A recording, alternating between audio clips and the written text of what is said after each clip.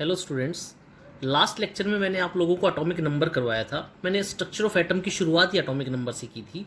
फिर मैंने तुम लोगों को इलेक्ट्रॉन, प्रोटॉन और न्यूट्रॉन निकालने सिखा दिए थे। लेकिन इसका ये मतलब नहीं है कि हम लोग इलेक्ट्रॉन की discovery, cathode rays, anode rays, proton, वो सब नहीं पढ़ेंगे। लेकिन मैं इस चैप्टर को थोड़ा अलग तरीके से पढ़ाता हूँ। अभी पहले मैं सारा न्यूमेरिकल पार्ट करूँगा, बीच बीच में बताऊँगा एक एक दो बार। अभी जो नेक्स्ट टॉपिक हम लोग करेंगे that is electromagnetic radiation.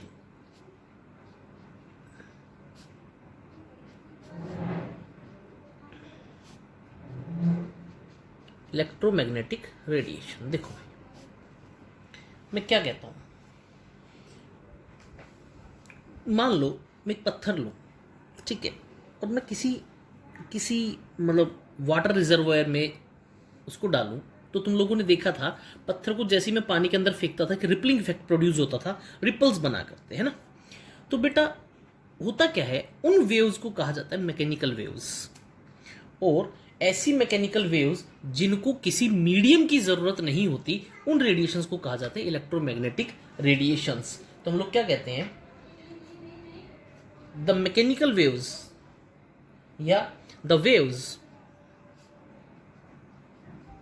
which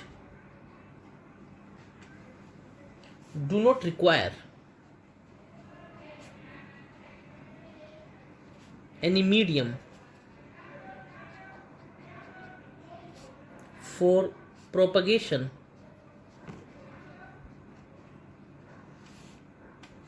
are called electromagnetic radiations. जैसे मैं कहता हूँ X rays, these are electromagnetic radiations.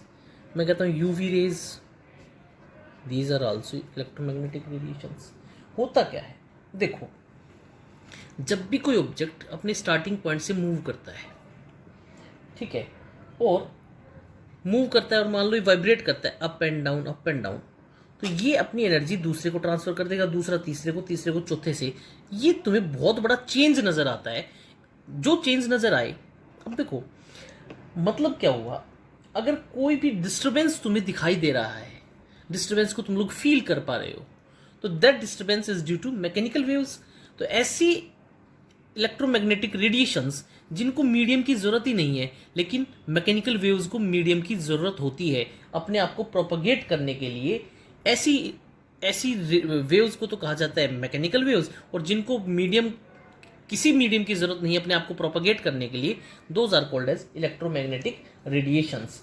होती क्या है electromagnetic radiations? Electromagnetic, electric field और magnetic field, it consist of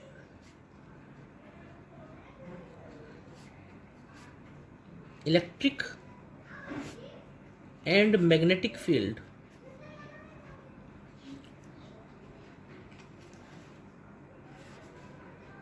that oscillates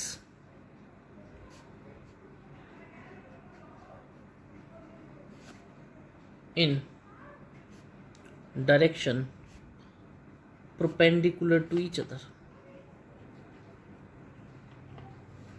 ठीक है, दूसरी बात, all electromagnetic radiations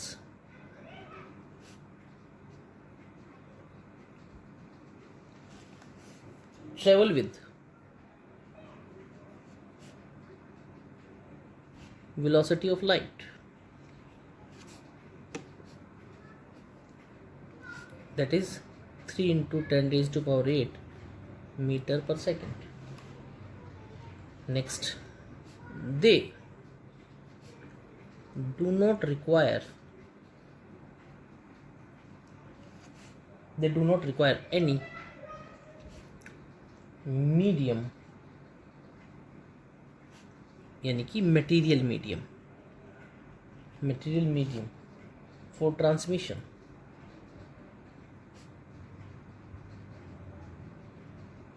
जैसे सनलाइट हम तक बिना किसी मेटेरियल मीडियम के पहुंच रही है, infrared radiation heating effect produce करती है। अब हम लोग करते हैं कैरेक्टरिस्टिक्स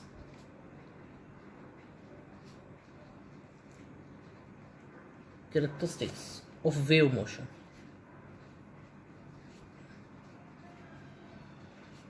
देखो जी, कैरेक्टरिस्टिक्स ऑफ वेव मोशन। मैं क्या कहता हूँ, मान लो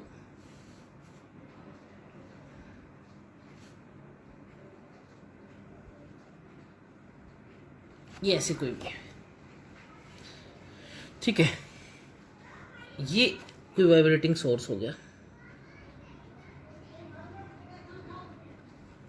ठीक है। किसी भी वेव का अपर पार्ट जो होता है that is called as crest, ठीक है। जो लोअर पार्ट होता है that is called as trough, ठीक है। एक क्रेस्ट से दूसरे क्रेस्ट, ये this is denoted by lambda and it is called as wavelength, ठीक है। ये जो पॉइंट है this is called as node. अभी जो चैप्टर हम लोग आगे चल करके पढ़ेंगे, मैं बहुत इंपॉर्टेंट बातें अभी बता रहा हूँ। Node, node, anti node, radial node, angular node, ये सब पढ़ेंगे हम लोग आगे चल करके नोड होता क्या है, ठीक है। उसके बाद सबसे पहले हम लोग पढ़ते हैं वेवलेंथ।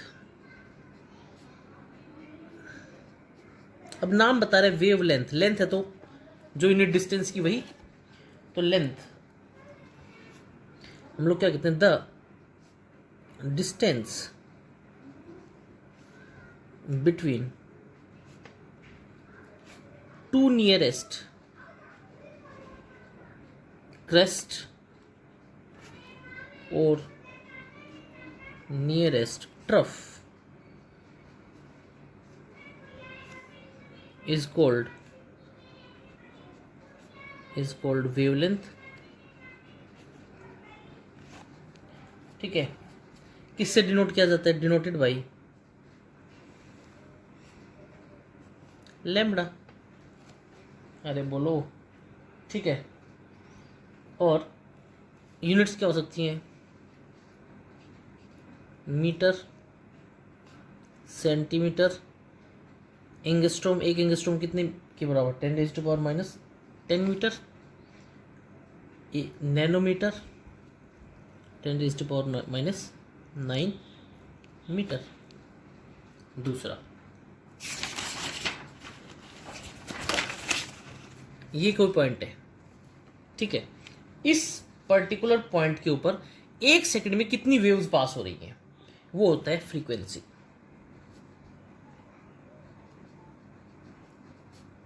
क्या होता है, frequency. It is defined as number of waves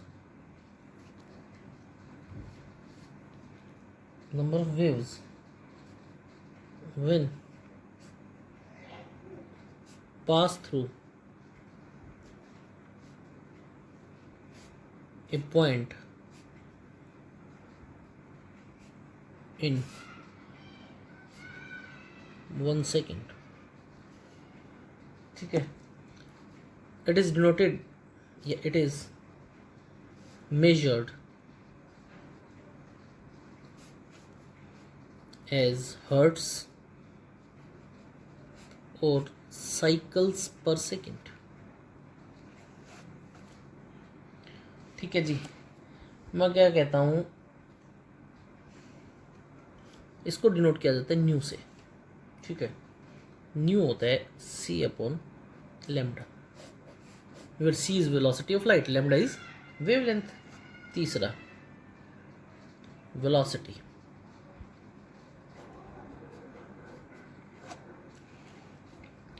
एक सेकंड में कोई वेव कितना डिस्टेंस कवर करे, वो क्या होती है, velocity.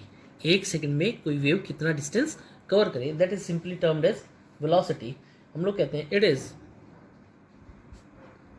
Distance covered in 1 second by the wave,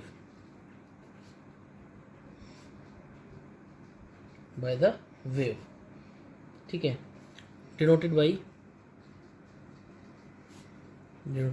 सी। और बेटा हम लोग है ना आगे चल करके सी के लिए सबके लिए एक वैल्यू लेंगे। क्यों लेंगे, मैं एक स्टार लगा करके एक पॉइंट लिख रहा हूँ। ऑल इलेक्ट्रोमैग्नेटिक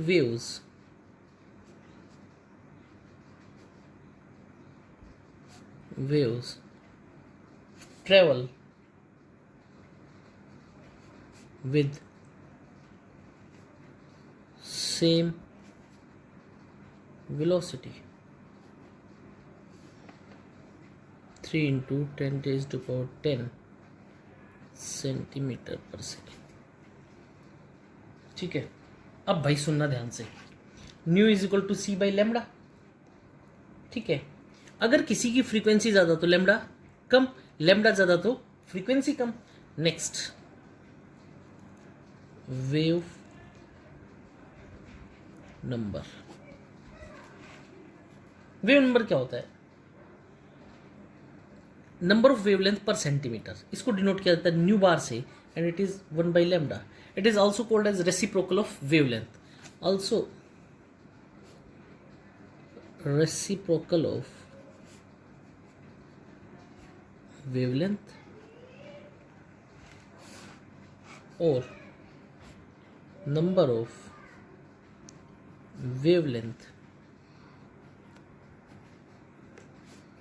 पर centimetre. Nu bar 1 by lambda, units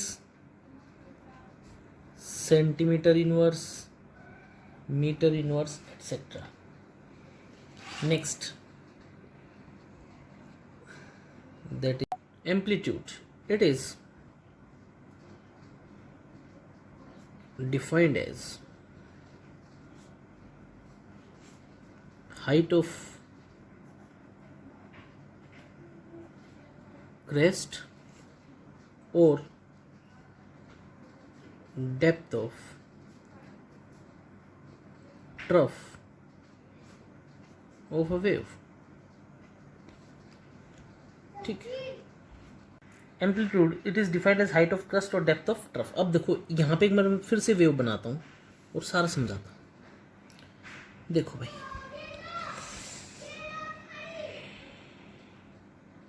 मान लो ये कोई वेव है, ठीक है, ये जो ये है ना, this is denoted by A, it is called amplitude. एक बात मैं कहूँगा कि amplitude has no physical significance. मतलब बताता हूँ इसका क्या हुआ।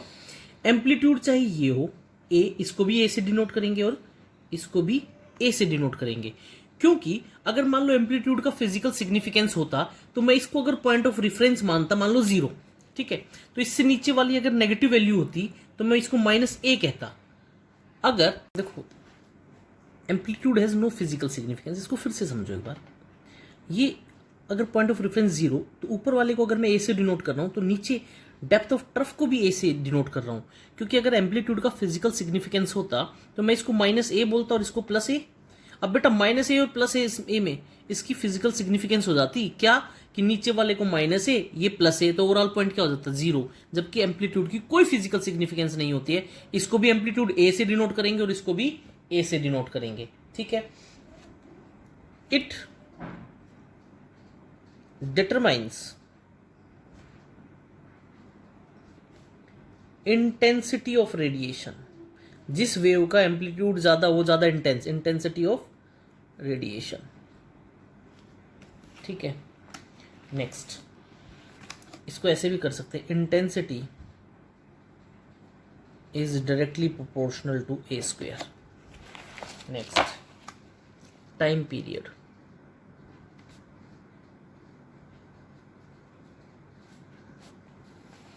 टाइम पीरियड देखो, टाइम पीरियड होता है time taken by wave to complete one cycle. One cycle का मतलब एक वाइब्रेशन, ऊपर एक बार नीचे, फिर नीचे, फिर ऊपर, वन साइकिल और वन वाइब्रेशन। ठीक है, it is no T is equal to 1/v nu. ठीक है, नेक्स्ट मैं एक चीज लिखता हूं, स्पेक्ट्रम। इसके आगे अभी मैंने कुछ नहीं लिखा है, पहले मैं स्पेक्ट्रम का मतलब समझाता हूं।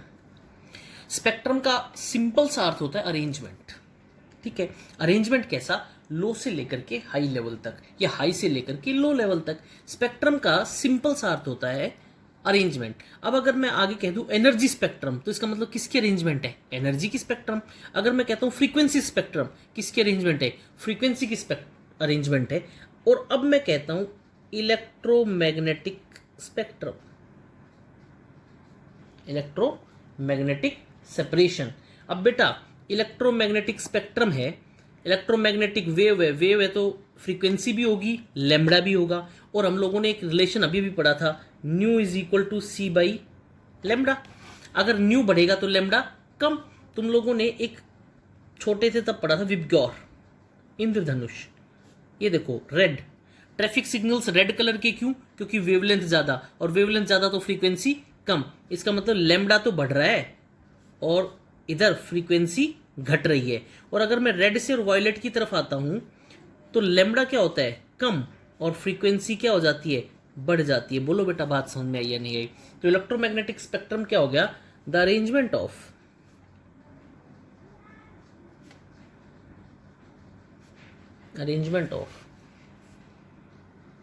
various type of electromagnetic radiation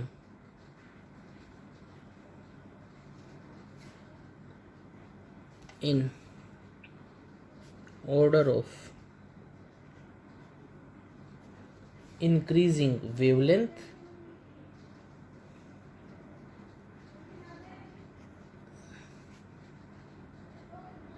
or frequency, or decreasing wavelength और फ्रीक्वेंसी। लो बेटा बात समझ में आई या नहीं आई? ठीक है। और डिक्रीजिंग वेवलेंथ ऑर्डर, एक बार अरेंज कर देते हैं किसी को भी। डिक्रीजिंग वेवलेंथ ऑर्डर, डिक्रीजिंग सबसे radio waves, microwaves,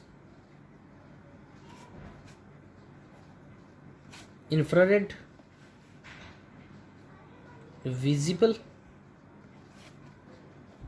UV ultraviolet, X rays, gamma rays और कॉस्मिक रेज। बोलो बेटा बात समझ में आई है नहीं?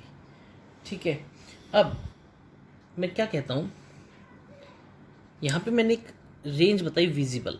विजिबल के अंदर वो फ्रीक्वेंसी या वो वेवलेंथ वाली लाइट रेज लाई करेंगी जिनको हम लोग विजिबल रेंज में, जिनको हम लोग देख सकते हैं। और विजिबल रेंज में कौन लाई करेगा? अभी भी मैंने बताया था, कौन लाई करेगा?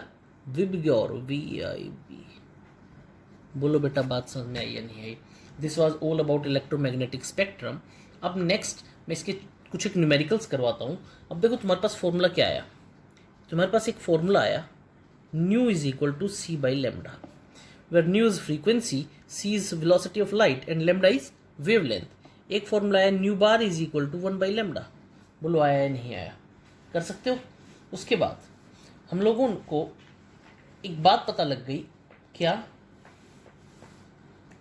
एक न्यूमेरिकल करते हैं, calculate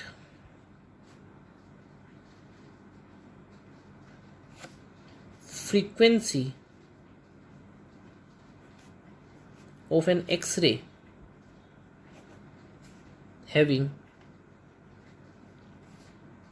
wavelength 1.5 10 raised to power minus 10 metre. Frequency बतानी इस एक्सरे की। लो जी, फॉर्मूला पता है फ्रीक्वेंसी का, new is equal to C by lambda. सी क्या होता है? 3 into 10 raised to power 8 upon 1.5 10 raised to power minus 10। अरे यही तो होगा। अब देखो जी, 2 माइनस 10 ऊपर जाकर के plus 10, 2 into 10 raise to power 8 into 10 raise to power 10 is equal to 2 into 10 raise to power 18। Frequency है तो हर्ट्स। बोलो बेटा बात समझ में आई या नहीं आई? नेक्स्ट एक और करते हैं, calculate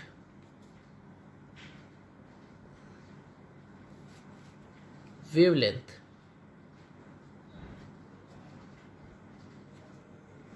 corresponding to frequency of 98.7 megahertz. लो जी कर देते हैं। क्या हो गया, वेवलेंथ बतानी है, new is equal to C by lambda. तो लेमडा क्या होगा, सी बाई न्यू। अरे बोलो होगा या नहीं होगा। तो क्या पढ़ा हम लोगों ने, सी 3 × 10⁸ अपॉन 98.7 मेगा। मेगा का मतलब होता है 10⁶। बोलो बेटा बात समझ में आई या नहीं आई। तो क्या हो गया, 3 × 10⁻² अपॉन 98.7। क्या मैं इसको ऐसे लिख सकता हूँ, 300 अपॉन में 98.7, और ये हो गया 3.03 मीटर। बोलो बेटा बात समझ में आई या नहीं आई। ये था फ्रीक्वेंसी का। अब नेक्स्ट हम लोग पढ़ते हैं, that is quantum theory of radiation. लो जी देखो क्या बताता है, ये क्या कहता है, क्वांटम थ्योरी ऑफ रेडिएशन। ये कहता है कोई भी बॉडी अपने अंदर से एनर्जी को एमिट करती है, लेकिन वो कंटिन्यूस ना हो करके वो डिसकंटिन्यूस फॉर्म में होती है। और जो डिसकंटिन्यूस फॉर्म में होती है वो स्मॉल पैकेट्स ऑफ एनर्जी होते हैं, जिनको हम लोग कहते हैं क्वांटम या quanta. Small packets of energy, those are called as quanta. और अगर ये स्मॉल पैकेट्स ऑफ एनर्जी अगर लाइट की सेंस में बात करें तो these small packets are called as photons. तो हम लोग क्या कहते हैं, this theory was given by Max Planck in 1901. It states that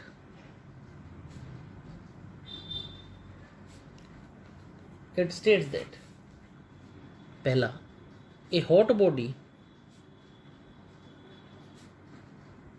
emits radiant energy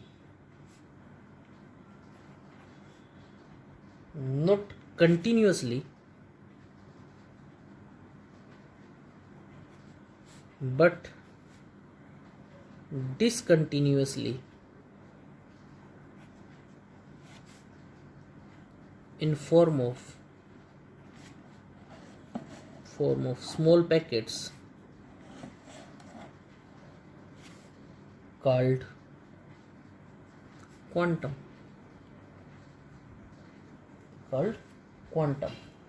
ठीक है।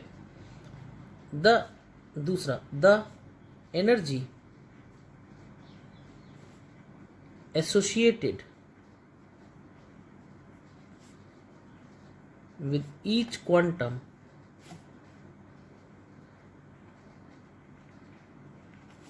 is proportional to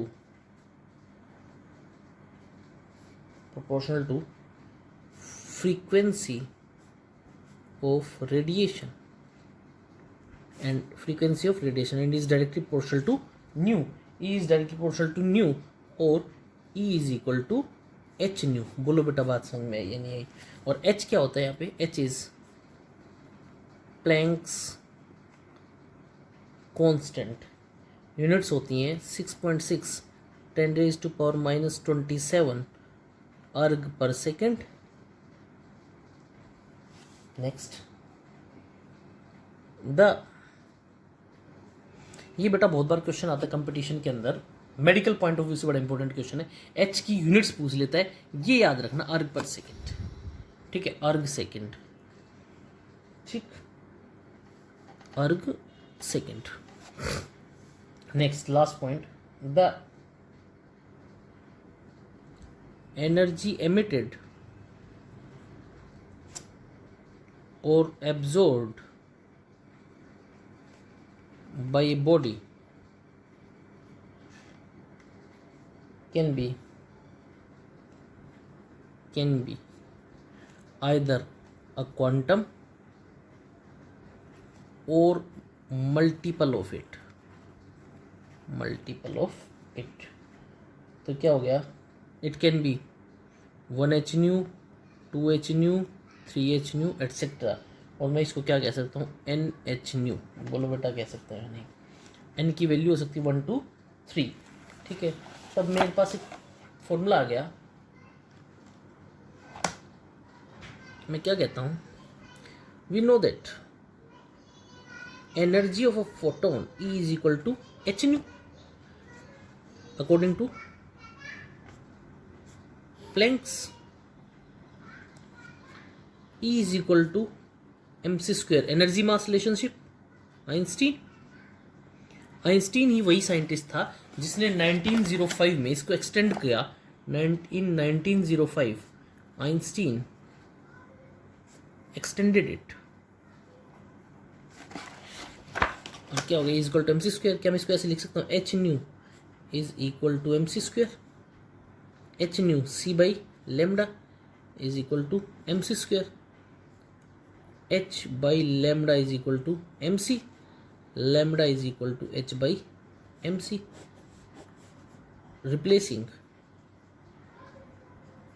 c by v। तो lambda is equal to h upon mv। मेरे पास एक नया आ गया, lambda is equal to h upon mv। बोलो बेटा बात समझ में आई या नहीं आई?